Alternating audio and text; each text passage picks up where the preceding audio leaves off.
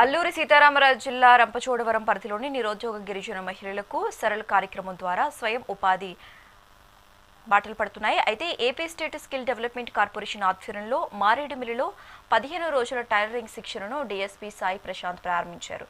రెండో విడతలో భాగంగా 105 మంది మహిళలు ఈ శిక్షణకు హాజరయ్యారు. పోలీస్ శాఖ కల్పిస్తున్న ఈ ఉపాధి అవకాశాలను సద్వినియోగం చేసుకుని గిరిజన మహిళలు ఆర్థికంగా ఎదగాలని డీఎస్పీ సూచించారు. నమస్కారం అండి.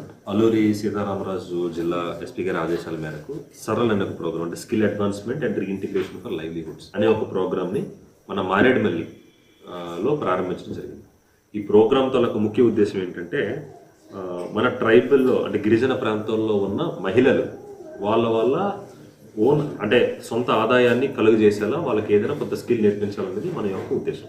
సో ఈ ఉద్దేశంలో భాగంగా వీళ్ళందరికీ కూడా 15 రోజులు టైలరింగ్ కోర్సు మన ఎస్పీ గారి ఆదేశాల మేరకు 15 రోజులు టైలరింగ్ కోర్స్ ఇవ్వడం జరుగుతుంది.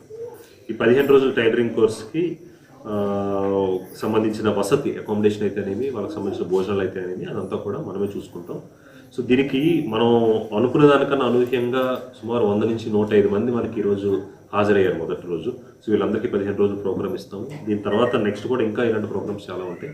సో మేజర్ ఉద్దేశం ఏంటంటే కమ్యూనిటీ పోలీసింగ్ అండ్ ఫ్రెండ్లీ పోలీసింగ్లో భాగంగా మనం పోలీసులు అనే వాళ్ళం కేవలం లా అండ్ ఆర్డర్ మాత్రమే చూడడం కాదు, సొసైటీలో ఉన్న లా అండ్ ఆర్డర్తో పాటు సొసైటీలో ఉన్న లైవ్లీహుడ్ డెవలప్మెంట్ అన్న ఉద్దేశంతో కూడా వాళ్ళందరూ కూడా అభివృద్ధి చెందాలన్న ఉద్దేశంతో ఈ ప్రోగ్రామ్ జరపడం జరుగుతుంది.